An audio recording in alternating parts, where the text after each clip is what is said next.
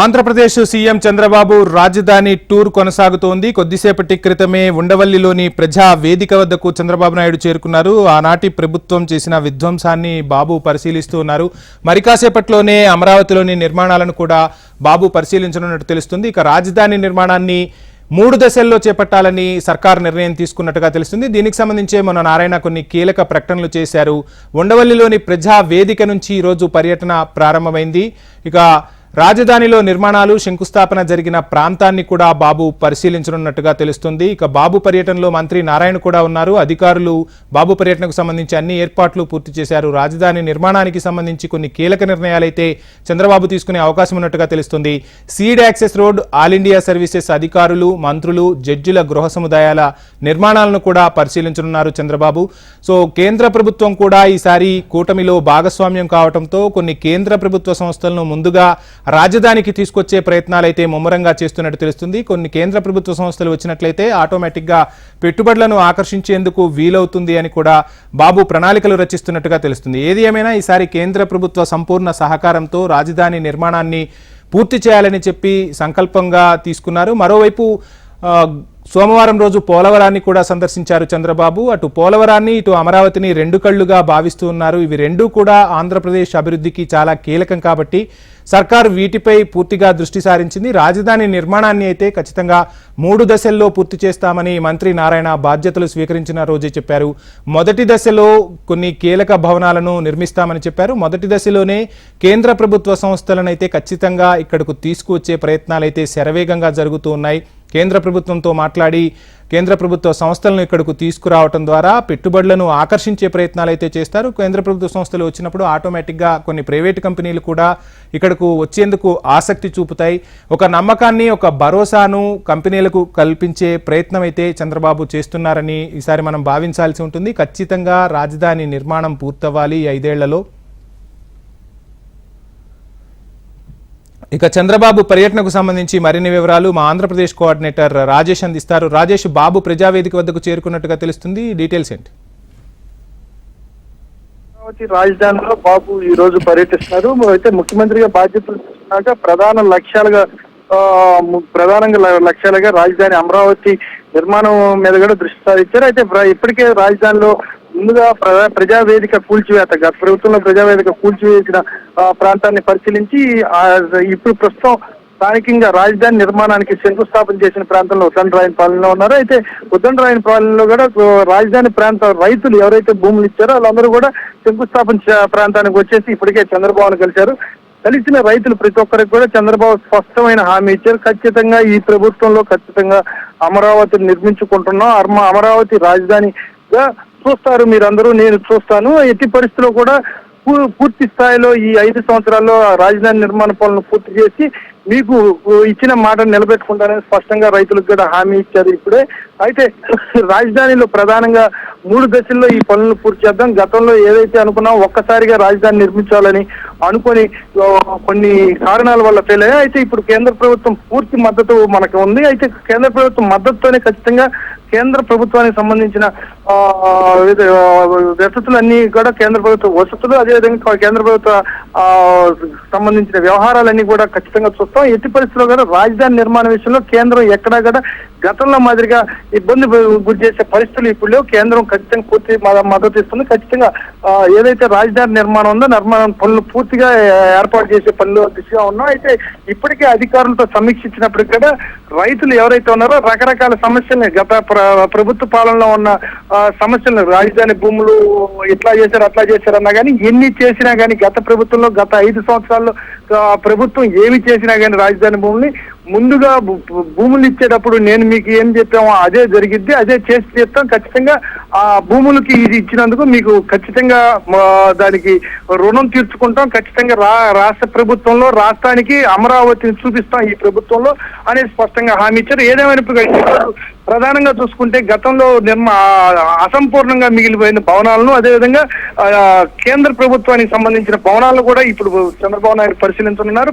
గతంలో ఏదైతే 30%, 20% కట్టి నిలిచిపోయినాయో ఆ భవనాలు కనీసం కూడా గత ప్రభుత్వం ముందుకు సాగనీయకుండా ఆపేసింది. దాని కారణంగా అవి పాడుపడిపోయి ఇంకా మరమ్మతులు అదనంగా ఖర్చు అయ్యే పరిస్థితి ఉంది. ఖర్చుని వెనకాడకుండా ఖచ్చితంగా మరమ్మతులు చేపించడం, లేదంటే మొదటి నుంచి పనులు ప్రారంభించడం అనేది అధికారుల అంచనాలు, అధికారుల నిర్ణయాల మీద కొనసాగుతుంది. ఏదేమైనప్పుడు కూడా పోలవరం ప్రాజెక్టు నిర్మాణ పనుల్లో ప్రతిరోజు ఎట్లా పరిశీలిస్తానో రాజధాని అమరావతి విషయంలో కూడా అదే కోణంలో ఉంటుంది. ఖచ్చితంగా మొదటి 2.5 సంవత్సరంలో మాత్రం ఎట్టి పరిస్థితుల్లో పోలవరం ప్రాజెక్టు పూర్తి చేస్తాం. అదేవిధంగా అమరావతి రైతులకు ఇచ్చిన మాటను కూడా నిలబెట్టుకుంటామని ఇప్పుడే రాజధానికి శంకుస్థాపన చేసిన ప్రాంతంలో రైతులకి బాబు హామీ ఇచ్చారు. వంశీ, రాజేష్, చూస్తూ ఉన్నాం అమరావతి రైతుల పోరాటాన్ని చూసాం, అదేవిధంగా ఆ రైతులు ఎదుర్కొన్న సమస్యల్ని చూసాం. అంటే 3 పంటలు పండే భూములను రైతులు త్యాగం చేశారు. ఆ త్యాగం చేసిన తర్వాత ప్రభుత్వం మారింది, అక్కడ రైతులు ఇబ్బందులు పడ్డారు. కనీసం కౌలు కూడా ప్రభుత్వం చెల్లించలేదు, మేము ఆర్థికంగా నష్టపోయాము, పిల్లల పెళ్లిళ్ళు కూడా చేసుకోలేని పరిస్థితుల్లో ఉన్నాం, పిల్లల చదువులు కానీ పెళ్లిళ్ళు కానీ అన్నీ ఆగిపోయాయని చెప్పి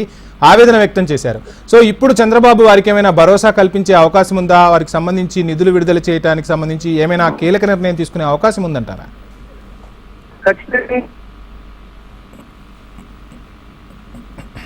హామీలు కూడా ఖచ్చితంగా నిలబెట్టుకుంటాం. రైతులకు ఏదైతే గత ప్రభుత్వం చేసిన నష్టాలు ఏదైతే ఉన్నాయో ఖచ్చితంగా దాన్ని అన్నింటిని సవరించి ఖచ్చితంగా నష్టాన్ని పూరించే ఎట్టి పరిస్థితుల్లో నష్టాన్ని పూర్తి స్థాయిలో తీసేసి ఖచ్చితంగా లాభాల బాటలో రైతులు ఉండేట్టు ఏదైతే 3 పంటలు పండే భూములను సైతం రైతులు ఆ రోజు ఏది ముందు వెనక ఆలోచించకుండా భూములు ఇచ్చారో, అయితే భూములు ఇచ్చిన రైతులకి నష్టం లేకుండా ఖచ్చితంగా చర్యలు తీసుకుంటానని ఇప్పుడే రైతులకు కూడా బాబు స్పష్టమైన హామీ ఇచ్చారు. రైతులు కూడా ప్రధానంగా ఎక్కడా కూడా నష్టపోయామనే అంశాన్ని పక్కన పెట్టి రాజధాని నిర్మాణ పనులు చేపట్టండి, రాజధానిని నిర్మించండి మీ ఆధ్వర్యంలో అని బాబును ఉత్సాహపరిచారే కానీ ఎక్కడా కూడా వారి కోరికలను ఎక్కడా కూడా అడిగిన పరిస్థితి కనపట్టలేదు. వంశం, రైట్. రాజేష్, చూస్తున్నాం అంటే కేంద్ర ప్రభుత్వంతో ఇప్పుడు సఖ్యత ఉంది. కేంద్ర ప్రభుత్వం కూడా కూటమి సర్కార్లో భాగం కాబట్టి కేంద్ర ప్రభుత్వ సంస్థలను పెద్ద ఎత్తున ఇక్కడికి తీసుకురావడం ద్వారా పెట్టుబడులను ఆకర్షించే ప్రయత్నం ఈసారి బాబు చేయబోతున్నారు అని చెప్పి రాజకీయ విశ్లేషకుల నుంచి వినిపిస్తున్నమాట. దీనికి సంబంధించి ఏమైనా అడుగులు పడుతున్నాయా?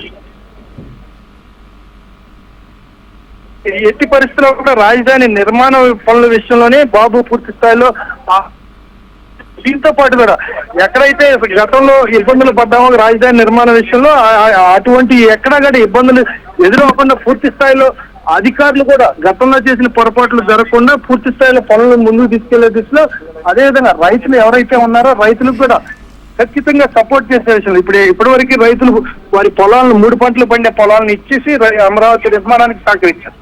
వాళ్ళందరికీ గత ప్రభుత్వంలో అవమానాలే ఎదురైంది. అటువంటి అవమానాలు ఎదురవకుండా ఈ ప్రభుత్వంలో ఖచ్చితంగా అన్ని పనులు పూర్తి చేయాలనేసి అధికారులకు ఆదేశించారు.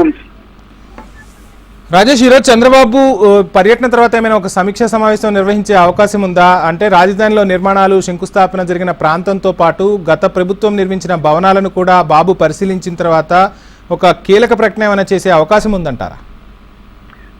ఈ రోజు ఖచ్చితంగా రాజధాని అమరావతిలో పూర్తిగా పర్యటించిన తర్వాత చేసే అవకాశం కనబడుతుంది. అయితే ముందస్తుగా అసలు సమస్యలు ఏమున్నాయి, గతంలో తెలుగుదేశం ప్రభుత్వంలో ఏం చేశాం, అసలు గత ప్రభుత్వంలో వాళ్ళు ఏం చేశారు, ఇప్పుడు చేయాల్సిన అసలు ఏం జరుగుతుంది రాష్ట్రంలో, అసలు ఎలా ఉంది గత ప్రభుత్వ పాలన అన్ని క్షుణ్ణంగా పరిశీలించిన తర్వాత ఈ రోజు మీడియాతో కూడా మాట్లాడున్నారు. ఒక నిర్ణయంగా తీసుకోబోతున్నారు రాజధాని నిర్మాణ పనుల్లో. ఇప్పటి వరకు 3 దశల్లో పూర్తి చేస్తామన్న రాజధాని పనులు ఇప్పుడు అమరావతి ప్రాంతంలో ప్రాంతంలో ఉన్న పర్యటన ఉన్న ఏదో కొత్తగా పడుతున్న సమస్యలను దృష్టిలో కూడా పెట్టుకొని రాజధాని ఎలా పూర్తి చేయాలి, ఎలా ముందుకు తీసుకెళ్లాలి అంశాల మీద ఈరోజు స్పష్టత వచ్చే అవకాశం కూడా ఉంది. రాజేష్, మనం చూస్తే 2014-19లో భూసేకరణకే సమయం సరిపోయింది.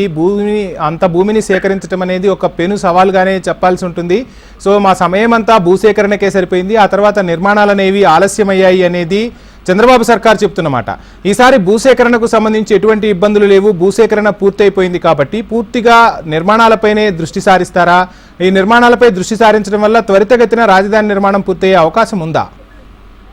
వంశీ, గత ప్రభుత్వంలో చూసుకుంటే భూసేకరణకి సమయం ఎక్కువ పట్టింది. భూసేకరణ ఇవ్వడం, ఆ రైతులకు అప్పటికి ఉన్న సమస్యలను తొలగించడం, రైతులకు ఉన్న అనుమానాలను క్లియర్ చేసే పనిలోనే చాలా సమయం పూర్తి చేసుకుంది. అయితే ఈ ప్రభుత్వంలో రైతు భూమి ఎప్పుడో ఇచ్చినప్పటికీ కూడా ఇప్పుడు భూమికి కూడా క్లియరెన్స్ ఉంది కాబట్టి ఖచ్చితంగా రాజధాని నిర్మాణ పనులు పూర్తి చేస్తాం. ఇచ్చిన భూములు విలువలు కూడా రైతులకు కూడా ఖచ్చితంగా రైతు పేరుగా నిలబెట్టి గత ప్రభుత్వంలోగా అనుమానాలు వ్యక్తం చేయాల్సిన పని లేదు. ఖచ్చితంగా భూమి ఇచ్చిన రైతు ఖచ్చితంగా లాభాపేక్షంగానే ఉంటారు. ఆ రాజధాని నిర్మాణ పనులు పూర్తి చేస్తాం. రైతులందరికీ కూడా మంచి పేరు వస్తుంది. ఖచ్చితంగా ఈ ఏదైతే ఉందో సమయ పాలన ఎక్కడా కూడా వృధా కాకుండా, ఎక్కడా కూడా నిర్లక్ష్యం కాకుండా అధికారులు కావచ్చు, ప్రజాప్రతినిధులు కావచ్చు, రాజధాని నిర్మాణ పనుల విషయంలో స్పష్టతగా ఖచ్చితంగా ఎక్కడా కూడా ఈ కట్టినట్టు కాకుండా ఖచ్చితంగా నిర్మాణ పనులు చేసి పడితే స్టాండర్డ్ గా ఒక నిర్దిష్టమైన మార్గంలో నిర్దిష్టమైన ఆలోచనతో నిర్మించే పనులు చేసే ఆలోచనలోని అధికారులు ఉన్నారు. ఇప్పటికే అధికారులకు ప్రతి నిమిషం కూడా చంద్రబాబు చెప్పే ముఖ్యమైన మాట ఏంటంటే ఎట్టి పరిస్థితుల్లో కూడా నిర్మాణ పనుల్లో జాప్యం జరగకూడదని ఎట్లా, అదే నిర్మాణ పనుల్లో ఎక్కడా కూడా తప్పులు జరగకూడదు, ఎక్కడా కూడా హడావుడిలో తొందరలో పాటు నిర్లక్ష్యంతో నిర్మాణాలు కొనసాగకూడదు. ఖచ్చితంగా నాణ్యతతో కూడిన ప్రమాణాలతో కూడిన నిర్మాణాలు జరిగే రాజధాని నిర్మాణ విషయంలో ఎట్టి పరిస్థితుల్లో కూడా ఈ 2.5 సంవత్సరంలో మొదటి విడత ఏవైతే అనుకున్నామో ఖచ్చితంగా పనులన్నీ కూడా పూర్తి స్థాయిలో పూర్తి చేయాలి అనేసి అధికారులకు చెప్పారు. వంశీ, రాజేష్, చూస్తున్నాం మంత్రి నారాయణ మొన్న బాధ్యతలు స్వీకరించిన తర్వాత రాజధాని నిర్మాణాన్ని 3 దశల్లో పూర్తి చేయబోతున్నాం. ఈ 3 దశలకు సంబంధించి కూడా 1,00,000 కోట్లకు పైచిలుకు అవసరం ఉంటుంది. మొదటి దశకే 48 కోట్లు అవసరమవుతాయని చెప్పి మా దగ్గర అయితే అంచనాలు ఉన్నాయని చెప్పారు. ఒకవైపు రాష్ట్ర ఖజానా చూస్తే దివాలా తీసిన పరిస్థితులు కనిపిస్తున్నాయి, మరోవైపు సంక్షేమాన్ని కూడా పరుగులు పెట్టించాల్సి ఉంటుంది. ఒకవైపు సంక్షేమం, మరోవైపు అభివృద్ధి. ఈసారి ఈ 2 ప్రధానాంశాలుగానే నేను పాలన సాగిస్తానని చెప్పి చంద్రబాబు ఎన్నికల ప్రచారంలో చెప్పుకొచ్చారు. అంటే ఒక సంక్షేమము, ఒక అభివృద్ధి కాకుండా రెండింటినీ సమాన ప్రాతిపదికన నిర్వహిస్తాను అని చెప్పి బాబు చెప్పిన నేపథ్యంలో ఇన్ని వేల కోట్లు సేకరించడం అనేది ప్రభుత్వానికి సవాల్గానే ఉంటుంది. దీన్ని ప్రభుత్వం ఎలా అధిగమించబోతుంది, ఎటువంటి ప్రణాళికలు రచించబోతున్నారంట?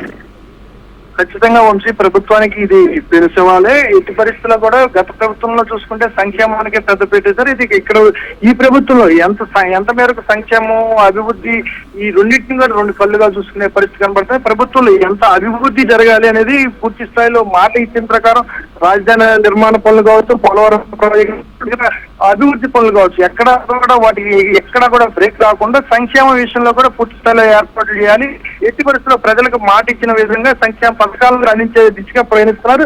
అయితే ఇప్పటికే అధికారులు అంచనాలతో ఎంత కావాలి రాజధాని నిర్మాణ పనులకు, అదేవిధంగా సంక్షేమ పథకాలకు ఎంత మొత్తం కావాలనేసి ఇప్పటికే ఒక అంచనాలను కూడా ముఖ్యమంత్రి చంద్రబాబు దృష్టికి తీసుకెళ్ళినట్టుంది. అయితే ముఖ్యమంత్రి ఇప్పటికే ఈ అంశాల మీద కూడా కేంద్రంతో కూడా మాట్లాడి చర్చించిన పరిస్థితి కనబడుతుంది. అయితే ఏదేమైనప్పటికీ కూడా పూర్తి స్థాయిలో సంక్షేమాన్ని చేస్తూ అభివృద్ధిని నిర్లక్ష్యం చేయడం కానీ, అభివృద్ధిని చేస్తూ సంక్షేమాన్ని వదిలేయటం కానీ అటువంటి చర్యలు లేకుండా ఖజానా ప్రస్తుతానికి లో బడ్జెట్ లో ఉన్నా కానీ ఆంధ్రప్రదేశ్ ఖజానా లో బడ్జెట్ లో ఉన్నప్పటికీ కూడా ఎట్లా అయినా కానీ ప్రజలకు ఇచ్చిన మాట నిలబెట్టుకునే దిశగా ఖచ్చితంగా బాబు కేంద్ర సపోర్ట్ తీసుకొని ఖచ్చితంగా రాజధాని నిర్మాణ పనులతో పాటు సంక్షేమ పథకాలను కూడా ప్రజలకు అందించే ఆలోచనలు ఉన్నారు. ఇందులో భాగంగా ఇప్పటికే కొన్ని పథకాలను ఆమోదం కూడా తెలిపారు. అయితే మిగతా పథకాలకు కూడా త్వరలో ఆమోదం తెలిపే పరిస్థితి కనబడుతుంది.